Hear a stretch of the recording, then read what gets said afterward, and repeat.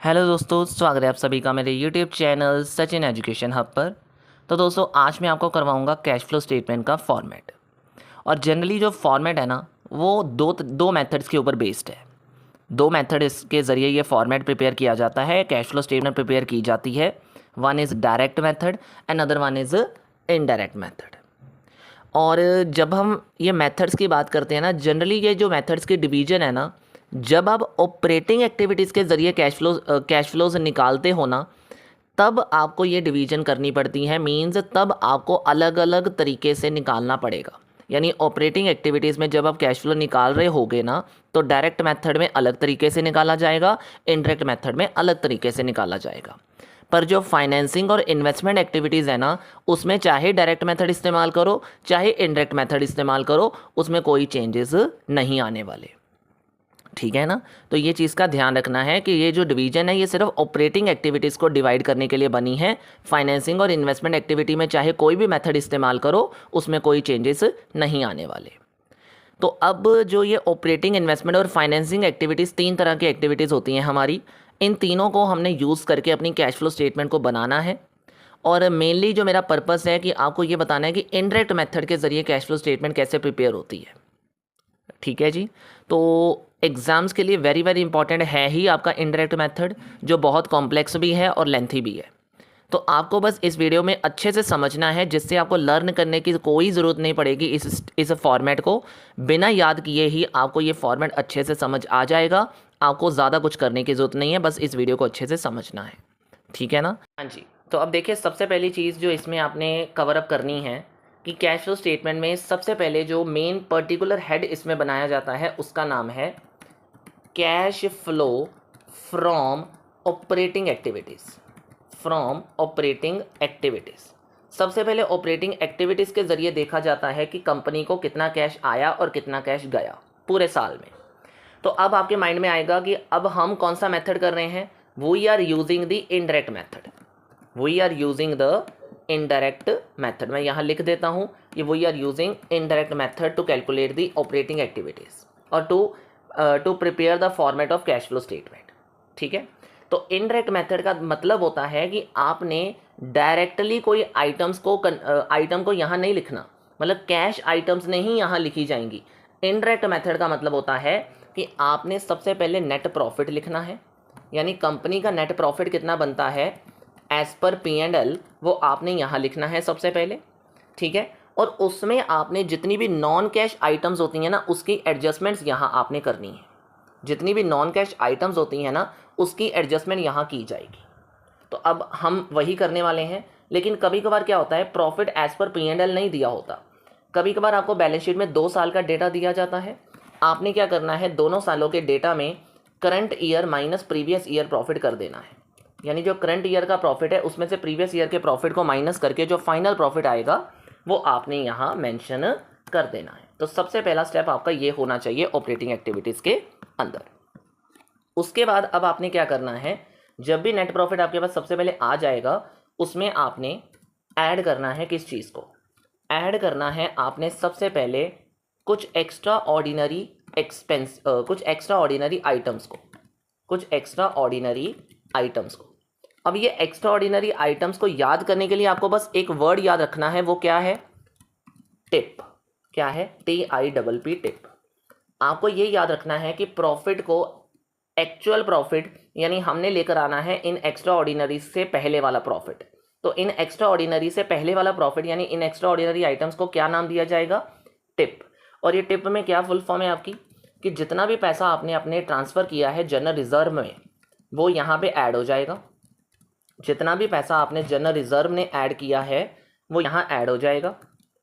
उसके बाद I4, जितना भी एंट्रीम डिविडेंड आपने पूरे साल में पे किया, interim dividend during the year आपने पे किया, वो भी यहाँ ऐड हो जाएगा। ठीक है जी। उसके बाद P4 क्या होता है, प्रपोज्ड डिविडेंड। कोई भी प्रपोज्ड डिविडेंड आपने अगर पे किया, कोई भी प्रपोज्ड डिविडेंड आपने अगर यहाँ पे किया है ड्यूरिंग द ईयर, ये भी क्या लेना है, during the current year. Current year में जो प्रपोज डिविडेंड आपने पे करना है, मतलब जो आपने कहा कि हम प्रपोज डिविडेंड कर रहे हैं, मतलब हमारा डिविडेंड कितना होगा इस करंट ईयर में, वो यहाँ पे आपको लिखना पड़ेगा। ठीक है जी। इसके अलावा प्रोविजन, कोई भी प्रोविजन अगर है किस चीज़ से रिलेटेड, टैक्सेशन से रिलेटेड, जो आपने ड्यूरिंग द ईयर क्रिएट करा है, मेड किया है यानी बनाया है, वो यहाँ पे ऐड हो जाएगा। तो टिप का मतलब है ट्रांसफर टू जनरल रिजर्व। ठीक है जी। इसके अलावा एंट्रीम डिविडेंड का मतलब ड्यूरिंग द ईयर क्या हो जाएगा, जितना आपने एंट्रीम डिविडेंड पे किया वो आ जाएगा यहाँ पे। प्रपोज डिविडेंड की बात आ जाएगी यहाँ पे, और जितना भी आपने टैक्स मतलब पे किया है, प्रोविजन फॉर टैक्स बनाया है पूरे साल में, वो यहाँ पे कंसीडर हो जाएगा। ठीक है जी। तो टिप आपने सबसे पहले अपने प्रॉफिट में ऐड कर देना है। अब इसके बाद अगले पॉइंट को देखते हैं। अब जब ये चीज़ आ जाएगी ना, जब ये सारी चीज़ें ऐड हो जाएंगी तो आपने इसको बाहर लिख दिया, और जब ये फाइनल फिगर आएगी ऊपर प्रॉफिट से ऐड कर कर उसको क्या नाम दिया जाएगा, net profit. Net profit before, इसको बिफोर बोला जाएगा कौन सी items, before taxes and extraordinary items, before taxes and extraordinary items. ये ध्यान देना है आपने कि आपने ये वाला प्रॉफिट निकालना है सबसे पहले, जो आपको कैश फ्लो के लिए चाहिए होता है। यानी अगर ये आइटम्स बीच में आई हैं, आपके P&L में डाली गई हैं, तो उसको मतलब आपके कैश फ्लो में गिवन है, तो आपको ये चीज़ सबसे पहले एडजस्ट करनी पड़ेगी। अब उसके बाद आपने क्या करना है, जब आपका बिफोर एक्स्ट्रा ऑर्डिनरी आइटम्स का प्रॉफिट आ जाएगा ना, अब आपने अगली चीज़ भी ऐड ही करनी है, उसको बोला जाता है नॉन ऑपरेटिंग एक्सपेंसेस। मैंने बोला था ना कि नॉन ऑपरेटिंग या नॉन कैश आइटम्स ही लेनी है, और उनको ही यहाँ कंसीडर करना है, कैश आइटम्स नहीं लेनी आपने। तो जितने भी नॉन ऑपरेटिंग या कैश एक्सपेंसेस होते हैं उनको यहाँ पे ऐड किया जाएगा, और जितनी भी नॉन ऑपरेटिंग या कैश इनकम्स होती हैं, नॉन कैश इनकम्स होती हैं, सॉरी नॉन कैश, उनको यहाँ पे लेस कर दिया जाएगा। अब आपके माइंड में आएगा सर नॉन कैश कैसे याद रखेंगे, याद रखने की ज़रूरत नहीं होती, बाकी याद मैं करवा देता हूँ। फिर भी आपको क्या याद रखना है, नॉन ऑपरेटिंग एक्सपेंस जब भी आप लिख रहे हो ना, तो आपको याद रखना है DD LPG, गैस की LPG मतलब DD कंपनी की LPG को याद रखना है आपने। इसका मतलब क्या है सर, इसका मतलब है कि कोई भी डेप्रीसिएशन अगर आपने लगाई है पूरे साल में किसी फिक्स एसेट के ऊपर, इसके अलावा आपको अगर शेयर्स के ऊपर कोई डिस्काउंट मिला है तो वो चीज़ आ जाएगी इसके अंदर। ठीक है जी। इसके अलावा एल का मतलब क्या हुआ सर, एल का मतलब कोई लॉस अगर हो जाता है आपको किसी फिक्स्ड एसेट्स को सेल करते समय, वो आ जाएगा यहाँ पे, क्योंकि लॉस कभी दिखाई नहीं देता। 100 की चीज़ 90 रुपये में बेची है तो 10 रुपये दिखाई तो नहीं दे रहे ना, कम तो हो गए फिर भी। ठीक है। इसके अलावा पी का मतलब हो गया प्रीलिमिनरी एक्सपेंसेस, कंपनी को शुरू करने से पहले के एक्सपेंसेस जो प्रमोटर ने लगाए हैं आपकी कंपनी को चलाने के लिए, वो वाले, उनको अगर आप राइट ऑफ कर रहे हो, ख़त्म कर रहे हो, तो वो भी चीज़ यहाँ पे आ जाएगी। ठीक है ना। और देयर आफ्टर कोई भी गुडविल या इंटेंजिबल एसेट अगर राइट ऑफ हो रही है तो वो भी यहाँ पे कंसीडर हो जाएगी। तो आई होप आपको DD कंपनी के LPG की फुल फॉर्म याद हो गई होगी कि नॉन ऑपरेटिंग एक्सपेंसेस को आपने यहाँ पे ऐड कर देना है। तो इस प्रॉफिट में इन सभी आइटम्स को ऐड कर दिया जाएगा। ठीक है जी। तो जब ये आइटम्स ऐड हो जाएंगी, finally you will get the answer of this question, मतलब इस पॉइंट का आ जाएगा। लेकिन उससे पहले एक चीज़ और बताना चाहता हूँ कि इसमें एक और चीज़ आ सकती है, कभी कभार कोई भी डिबेंचर का इंटरेस्ट अगर आप पे कर रहे हो ना, तो वो भी इसमें आ जाएगा, चाहे आपकी कंपनी फाइनेंस कंपनी है और चाहे नॉन फाइनेंस कंपनी है, दोनों में जो डिबेंचर का इंटरेस्ट है वो यहाँ पे कंसीडर किया जाता है काफ़ी समय। तो अगर आपको दिया है तो वो भी यहाँ ले लीजिएगा एक बार, तो बस फाइनली आपको आंसर मिल जाएगा। ये तो आपने क्या कर दिया, add. Now you have to less, क्या करना है, लेस करना है नॉन ऑपरेटिंग इनकम्स को, या फिर नॉन कैश इनकम्स को आपने यहाँ पे माइनस कर देना है। एक्सपेंसेस ऐड हो जाएंगे और इनकम्स को माइनस कर देना है। इनकम्स को भी याद रखने का तरीका क्या है, IDP। सर IDP का मतलब क्या है, कोई भी इंटरेस्ट में इनकम मिल रही है आपको, मतलब इंटरेस्ट इनकम अगर आपको मिल रही है, कोई भी डिविडेंड इनकम अगर आपको मिल रही है, ठीक है जी, अगर कोई डिविडेंड इनकम आपको मिल रही है तो वो यहाँ आ जाएगी। और इसके अलावा जैसे ऊपर लॉस था, तो अगर आपको प्रॉफिट हुआ है किसी फिक्स्ड एसेट को बेचने पर, तो वो भी यहाँ पे कंसीडर कर लिया जाएगा। ये लीजिए, तो ये तीनों चीज़ें आ जाएंगी यहाँ पे। तो finally you will get the this answer. ये तीनों चीज़ें जो है ये लेस होनी है तो नेगेटिव फिगर में लिखिएगा इसको, ये तीनों चीज़ें लेस होनी है तो ब्रैकेट डालकर लिखिएगा, वो ज़्यादा ईजी रहेगा आपके लिए। तो फाइनल आंसर भी नेगेटिव आ गया। अब आपने ऊपर प्रॉफिट में से एक एक्सपेंसेस ऐड कर दिए और इनकम्स को माइनस कर दिया, तो फाइनल फिगर क्या आ गई आपकी, यानी ये जो आंसर आएगा इसको क्या बोला जाएगा, ये बोला जाएगा net profit before working capital. यानी अभी एक और एडजस्टमेंट करनी बाकी है, किसकी, वर्किंग कैपिटल की। तो ये जो प्रॉफिट निकल के आया है ये वर्किंग कैपिटल से पहले वाला प्रॉफिट आपने निकाला है यहाँ पे। आई होप आपको ये चीज़ अच्छे से क्लियर हो गई है, ठीक है ना। तो ये आपका वर्किंग कैपिटल से पहले वाला प्रॉफिट यहाँ पे आ गया। अब यहाँ तक पहुँचे कैसे हैं हम, प्रॉफिट में टिप ऐड करके, DDLPG को ऐड कर और IDP को माइनस कर। IDP मतलब इनकम, नॉन कैश इनकम्स को माइनस करके। अब ध्यान देना ज़रा, अगर ये इंटरेस्ट इनकम में लिखा है कि ये नॉन फाइनेंस कंपनी का इंटरेस्ट है तो फिर ये यहाँ नहीं आएगा। सुन लो, अगर इंटरेस्ट इनकम में लिखा है कि ये कंपनी, मतलब इंटरेस्ट इनकम कब यहाँ नहीं लिखा जाएगा, जब ये कंपनी नॉन फाइनेंस कंपनी है। मतलब अगर किसी नॉन फाइनेंस कंपनी से आपको इंटरेस्ट इनकम मिल रहा है ना, तो फिर आपने इसमें नहीं लिखना, फिर इंटरेस्ट यहाँ नहीं लिखा जाएगा। और सिमिलर कंडीशन डिविडेंड इनकम के लिए है। सिमिलर कंडीशन आपकी डिविडेंड के केस में आ जाएगा कि डिविडेंड के केस में भी ये आए, मतलब ये वाली वैल्यू यहाँ नहीं लिखी जाएगी, ठीक है जी। तो ध्यान ज़रूर रखना है इन चीज़ों का कि इंटरेस्ट इनकम अगर आपको नॉन फाइनेंस कंपनी से मिल रही है तो वो इन्वेस्टमेंट एक्टिविटी में जाएगी, वो यहाँ नहीं आएगा अगर नॉन फाइनेंस कंपनी का केस है तो। यानी if you have only income from non finance company, यानी it is a income related to only non finance company, तो it should be shown under investment activities, not operating activities. तो ये ध्यान रखना आपने, ठीक है। तो this is all about working capital से पहले पहले का जो आपने अभी तक निकाला। तो अब इसके आगे क्या करना है वो देखिए ज़रा। हाँ जी, तो अब देखिए इसके बाद वर्किंग कैपिटल की बात हो गई ना, तो working capital you know very well what to do. Working capital में क्या करेंगे, वर्किंग कैपिटल में क्या होता है, करंट एसेट करंट लाइबिलिटी। तो सबसे पहले ऐड कर दो, क्या सबसे पहले ऐड करना है, अगर आपकी करंट एसेट डिक्रीज हो गई हैं एंड करंट लाइबिलिटी इंक्रीज हो गई हैं, तब यहाँ पे आपने ऐड करना है। और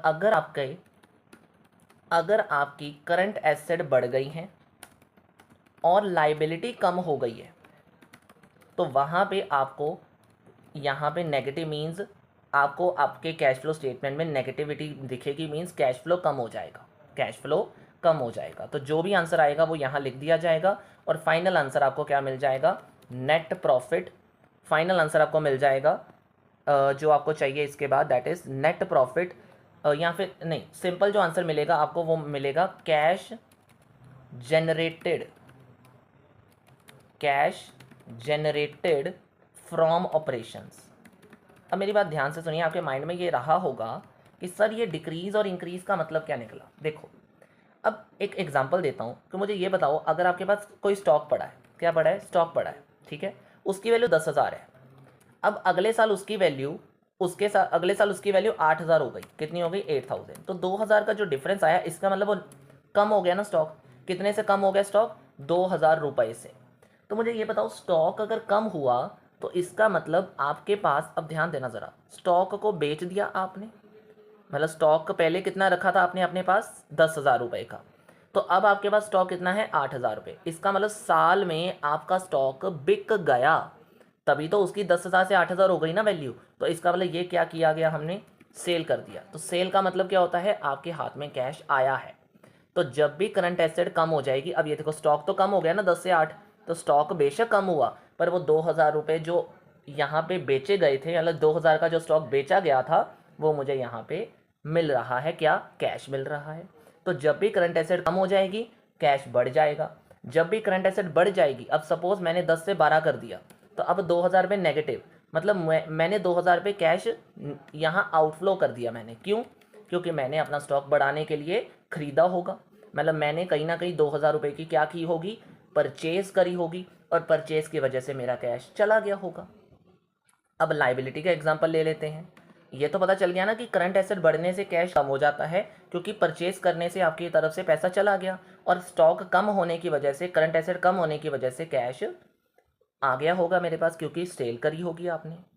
ऐसे ही अगर आप जब लोन लेते हो, तो जब बैंक से लोन लेते हो तो उस समय क्या होता है, आपके हाथ में कैश आ रहा होता है ना, चाहे लोन आपकी लाइबिलिटी को बढ़ा रहा है पर फिर भी कैश तो उस समय मिल रहा है। तो लोन आने से कैश बढ़ता है, लोन जाने से कैश कम होता है। मतलब लाइबिलिटी बढ़ने से कैश बढ़ता है, लाइबिलिटी कम होने से कैश कम होता है। तो लाइबिलिटी और कैश फ्लो का रिलेशन डायरेक्ट है, मीन्स पॉजिटिव है, और एसेट और कैश फ्लो का जो रिलेशन है वो नेगेटिव है। आई होप आपको ये चीज़ समझ आ गई। तो बस अब आपने क्या करना है, ये आपको निकल के आ गया। लेकिन इतना ही नहीं, अब मैंने बोला ना ये बिफोर टैक्सेस है, तो इसलिए इसमें फाइनल भी आपको क्या करना पड़ेगा, इनकम टैक्स जितना पेड है ना, मतलब पे किया गया है, नेट ऑफ रिफंड, मतलब रिफंड को माइनस करने के बाद, ठीक है, वो चीज़ यहाँ पे आपने क्या है माइनस कर देनी है, यानी इस फिगर में से आपने माइनस कर देनी है, ठीक है, टैक्सेस यहाँ से माइनस कर देने हैं, and finally you will get the answer.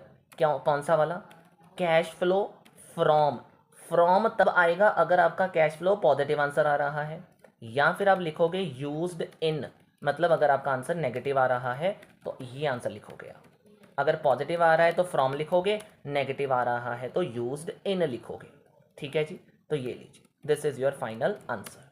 तो आई होप आपको ये चीज़ अच्छे से क्लियर हो गई कि ऑपरेटिंग एक्टिविटी इनडायरेक्ट मेथड से कैश फ्लो स्टेटमेंट कैसे रेडी की जाती है, मतलब ऑपरेटिंग एक्टिविटीज़ में कैश कैसे जनरेट होता है, कैश कैसे कैलकुलेट, कैश फ्लो कैसे कैलकुलेशन की जाती है। ठीक है जी, तो एक बार दोबारा देख लीजिएगा। सबसे पहले आपने एक्स्ट्रा ऑर्डिनरी आइटम यानी टिप ऐड करना है प्रॉफिट में।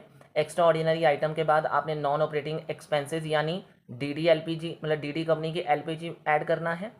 इनकम में आपने आईटीपी को माइनस कर देना है, और फिर आपने वर्किंग कैपिटल की दो एडजस्टमेंट्स करनी है। करंट एसेट्स का रिलेशन नेगेटिव होता है, करंट लाइबिलिटी का रिलेशन पॉजिटिव होता है। करंट एसेट कम होने से कैश बढ़ जाएगा, बढ़ने से कम हो जाएगा, लाइबिलिटी बढ़ने से कैश बढ़ जाएगा, कम होने से घट जाएगा, दैट्स ऑल। तो फाइनली आपने टैक्सेस माइनस करके क्या निकाल दिया, कैश फ्लो फ्रॉम या यूज्ड इन ऑपरेटिंग एक्टिविटीज। ठीक है जी, तो ये आपका निकल गया। अब सेकेंड एक्टिविटी आपके पास आती है cash flow from investment activities. अब इन्वेस्टमेंट के रिलेशन में कौन कौन सी एक्टिविटीज आएंगी उनके बारे में बात करेंगे। बहुत इजी है, बहुत इजी है। अब मुझे ये बताओ, जब आप इन्वेस्टमेंट करते हो तो कहाँ करते हो, कंपनी को चलाने के लिए फिक्स्ड एसेट्स में ही पैसा लगाओगे ना। तो वेरी सिंपल, सबसे पहले कंपनी क्या करेगी, परचेज करेगी, क्या, फिक्स्ड एसेट्स को। तो जब आप परचेज करोगे फिक्स्ड एसेट्स को तो पैसा जा रहा है आपकी मुट्ठी से। सिमिलरली ऐसा भी तो हो सकता है कोई इन्वेस्टमेंट वगैरह पे पैसा लगा रहे होगे आप, तो वहाँ से भी पैसा जा रहा है आपका। ऐसा भी तो होता है कई बार आप इंटेंजिबल एसेट्स भी खरीद लेते हो, जैसे कि गुडविल, आपने पढ़ा होगा ना, इनहेरेंट गुडविल और परचेज गुडविल। तो कई बार आपने इंटेंजिबल एसेट भी खरीदी होती हैं कई बार, तो वो भी यहाँ पे माइनस हो जाएगा। तो इन तीनों चीज़ों से आपका पैसा जा रहा है, तो भाई साहब इसको जाने दो, ये तो चला गया। अब आने वाली चीज़ों को ढूंढ लेते हैं ज़रा। अब फिक्स एसेट खरीदी है तो बेच भी तो सकते हैं हम, तो ये लीजिए इससे पैसा आ जाएगा। ऐसा है कि इन्वेस्टमेंट भी बेच सकते हैं हम, इससे पैसा आ जाएगा। ऐसा है कि इंटेंजिबल एसेट्स को भी बेचा जा सकता है, पेटेंट राइट्स वगैरह, उसको बेचकर हम पैसा कमा सकते हैं, तो उससे भी पैसा आ जाएगा। सर जिन चीज़ों से पैसा गया उसके ऑपोजिट में से पैसा आ भी गया। लेकिन एक ऐसी चीज़ें भी होती हैं जिनमें से मैंने अभी आपको ऑपरेटिंग एक्टिविटी में समझाया कि ऐसा भी तो हो सकता है कि इंटरेस्ट और डिविडेंड भी मिल रहा हो आपको यहाँ पे। लेकिन ये कब लेना है, अगर आपकी कंपनी नॉन फाइनेंस कंपनी है तभी लेना है आपको। अगर आपकी कंपनी नॉन फाइनेंस कंपनी है, मीन्स आपको कहीं से, मतलब नॉन फाइनेंस कंपनी हो आप, अगर आपको उस चीज़ में कोई इंटरेस्ट या डिविडेंड मिल रहा है तो आपने उसको इन्वेस्टमेंट में डालना है। अगर आपको अगर आपकी कंपनी नॉन फाइनेंस कंपनी नहीं है तो फिर आपने डिविडेंड और इंटरेस्ट को ऑपरेटिंग एक्टिविटी में डालना है। लेकिन अगर नॉन फाइनेंस कंपनी है तो फिर इन्वेस्टमेंट एक्टिविटी में ही डाला जाएगा। ठीक है जी, तो this is all for that. Dividend और इनकम भी आपको मिल जाएगी, क्यों, क्योंकि भाई साहब अगर आप इन्वेस्टमेंट कर रहे हो कहीं पे तो आपको डिविडेंड तो मिलना ही चाहिए ना, आपको इंटरेस्ट तो मिलना ही चाहिए ना। तो that's all, this is your answer. तो बस इन सभी चीज़ों को आप क्या कर दोगे, ऐड और लेस कर दोगे, आपका आंसर आ जाएगा। क्या याद रखना है, इन्वेस्टमेंट एक्टिविटी का मतलब होता है परचेज और सेल के बारे में बात करना, परचेज और सेल के बारे में बात करना। तो परचेज और सेल मैंने बता दिया। ठीक है जी, तो दैट्स ऑल। तो इसका जो भी आंसर आएगा वो यहाँ पे कंसीडर कर लिया जाएगा बाहर, या फिर आप सिंपली लिख दो यहाँ पे जो आंसर आ रहा है बाहर। तो ये क्या बन जाएगा आपका, ऐड और लेस करने के बाद कैश फ्लो फ्रॉम या फिर यूज्ड इन, या फिर यूज्ड इन इन्वेस्टमेंट एक्टिविटीज। ठीक है जी। तो आई होप आपको ये चीज़ अच्छे से क्लियर हो गई कि इन्वेस्टमेंट एक्टिविटी का पैसा भी आप कैसे कैलकुलेट करोगे यहाँ पे। अब उसके बाद आपके पास लास्ट चीज़ कौन सी आती है, कैश फ्लो फ्रॉम कौन सी एक्टिविटी, फाइनेंसिंग एक्टिविटी। और मैंने बताया था फाइनेंसिंग एक्टिविटी में सिर्फ वो चीज़ें आती हैं जिसके ज़रिए कंपनी के कैपिटल स्ट्रक्चर पे अफेक्ट पड़ता है। फॉर एन एग्जाम्पल के तौर पर आपकी कंपनी ने सबसे पहले पैसा किससे मंगवाया होगा, इक्विटी शेयर्स को बेचकर। तो इक्विटी शेयर्स या फिर प्रेफरेंस शेयर, सिंपल सी बात है, शेयर्स को बेचकर, मतलब शेयर्स को इशू कर कर। तो कंपनी ने इशू किए शेयर्स, तो वह यहाँ पे क्या हो जाएंगे, इशू ऑफ शेयर्स आ गया यहाँ पे, या फिर डिवेंचर भी आ सकता है यहाँ पे। एम आई राइट और नॉट। तो कोई भी कंपनी ने शेयर्स इशू करे या फिर डिवेंचर इशू करे तो कंपनी को क्या मिल रहा होगा इसके बदले में, कैश मिल रहा होगा। तो पॉजिटिव आंसर आ जाएगा, इनफ्लो आ जाएगा। ठीक है। अब देखो, क्या यही चीज़ होती है डिवेंचर और शेयर्स इशू करके फाइनेंस को अरेंज कर लिया, नहीं। कई बार कंपनी लोन भी ले लेती है, तो loan from bank is also a part of arrangement. तो कई बार लोन भी लिया जाता है, तो loan is also a part of taking a money, तो it is also a part. तो इन तीनों चीज़ों से पैसा आ गया, इसका ऑपोजिट कर दोगे तो आउटफ्लो हो जाएगा। अब शेयर से पैसा आया था तो शेयर को बाय बैक कर दो तो पैसा चला जाएगा। बाय बैक मतलब शेयर्स वापस ले लो लोगों से तो पैसा वापस देना पड़ जाएगा। सिमिलरली अब शेयर्स मतलब यहाँ पे ना ये इक्विटी शेयर बायबैक होते हैं। बायबैक कौन से शेयर्स होते हैं, इक्विटी। और अगर आप प्रेफरेंस शेयर्स की बात करोगे तो उनको रिडीम कर लो। अगर आप प्रेफरेंस शेयर्स की बात कर रहे हो तो उनको रिडीम कर लो, तो भी आपको पैसे वापस देने पड़ेंगे। ऐसे ही जब प्रेफरेंस शेयर्स रिडीम होते हैं तो डिबेंचर को भी रिडीम ही किया जाता है, मीन्स वापस कर लिया जाता है। मतलब जब आप अपने लोगों से यानी डिबेंचर मतलब जब आप मतलब प्रेफरेंस शेयर्स को एक तरफ से रिडीम कर रहे हो तो डिबेंचर होल्डर से जब आप जब आप इंटरेस्ट जब आप डिबेंचर्स वापस लेते हो तो भी आपको उनको तो पैसा वापस करना तो पड़ेगा ना। तो जब आप कोई चीज़ वापस ले रहे हो उनको पैसे भी तो वापस देने पड़ेंगे जो उन्होंने आपको दिए थे उसके बदले में। तो ये सब चीज़ों से आपके ओर से पैसा चला जाएगा। अब मुझे ये बताओ, जो लोग आपके शेयर्स डिबेंचर खरीद रहे हैं वो बेवकूफ़ है नहीं ना। तो उनको आपको डिविडेंड, उनको आपको इंटरेस्ट वगैरह तो देना ही पड़ेगा। तो वो भी तो आपके क्या हो गई, आउटफ्लो ही हो गया ना, कि अब आपको डिविडेंड देना पड़ेगा। तो डिविडेंड जितना पे किया जा रहा है, स्पेशली फाइनल डिविडेंड या फिर एंट्रीम डिविडेंड, ये दोनों ही तरह के डिविडेंड अगर आप पूरे साल में दे रहे हो तो वो दोनों ही चीज़ें क्या हो जाएंगी, आपकी तरफ से, कंपनी की तरफ से यहाँ बाहर जा रही हैं, तो आउटफ्लो हो जाएगा। अब भाई साहब डिविडेंड तो शेयर्स को चला गया, तो इंटरेस्ट भी तो किसको जा रहा है, डिबेंचर्स को जा रहा है। और सेकेंडली लोन किसने लिया, आपके मामा जी ने तो नहीं लिया ना, तो उसका भी तो वापस करना पड़ेगा। तो इसी वजह से लोन का इंटरेस्ट भी आपको देना पड़ेगा। अरे लोन से एक चीज़ और याद आ गई, सर आपने डिबेंचर और शेयर को तो वापस कर दिया, लोन भी तो रीपे करना ही पड़ेगा। तो ये लीजिए, repayment of loan, repayment of loan. अब मुझे ये बताओ, मैंने कुछ एक्स्ट्रा किया, मैंने कुछ याद करने के लिए बोला, नहीं ना। मैंने एक तरफ से चीज़ लिखवाई, दूसरी तरफ से ऑपोजिट उसका आउटफ्लो कर दिया, दैट्स इट। आपको ये ध्यान रखना है कि फाइनेंसिंग एक्टिविटी में सिर्फ ये तीन चीज़ें हैं जो इनफ्लो में आएंगी, इसका सारा ऑपोजिट आउटफ्लो आएगा। शेयर्स का ऑपोजिट बायबैक या रिडेम्पशन हो गया, डिबेंचर का रिडेम्पशन हो गया, लोन का रीपेमेंट हो गई और उसको इंटरेस्ट और डिविडेंड वापस कर दिया, तो कैश हो गया आउटफ्लो में। इन्वेस्टमेंट एक्टिविटी में एक तरफ से एसेट खरीदी, दूसरी तरफ से बेच दी, तो एक तरह से डिविडेंड और मतलब अगर आपको इंटरेस्ट आ रहा है तो नॉन फाइनेंस कंपनी है तो उसको इन्वेस्टमेंट एक्टिविटी में मान लिया जाएगा। ठीक है। और ऑपरेटिंग एक्टिविटी में मैंने बताया था कि प्रॉफिट में क्या करना है, एक्स्ट्रा ऑर्डिनरी आइटम टिप को ऐड कर दो, एक्सपेंसेस में डीडी कंपनी के एलपीजी को ऐड कर दो, इनकम आईडीपी को माइनस कर दो, एंड देन वर्किंग कैपिटल की एडजस्टमेंट में करंट एसेट का नेगेटिव रिलेशन और लाइबिलिटी का पॉजिटिव रिलेशन यहाँ पे मेंशन कर दो, and you will get the operating activity answer. तो तीनों चीज़ों का जो ये आंसर निकल के आएगा यहाँ पे। ठीक है। अब ये भी तो ऐसा हो सकता है कि यूज टू और क्या आ जाए, कैश फ्लो फ्रॉम भी आ सकता है और यूज्ड इन भी आ सकता है। ठीक है जी। तो कहाँ पे करा आपने, फाइनेंसिंग एक्टिविटीज़ में। तो ये लीजिए, चाहे आपने फाइनेंसिंग एक्टिविटी में फ्लो आया है या फिर यूज्ड हुआ है, दोनों चीज़ों का आंसर निकाल दिया। अब क्या करना है, ये तीनों एक्टिविटीज़, ये लीजिए, पहला आंसर यहाँ आया ना आपका, this one, and second answer आपका आया दिस वन, इन्वेस्टमेंट वाला, और थर्ड आंसर आया आपका फाइनेंसिंग वाला।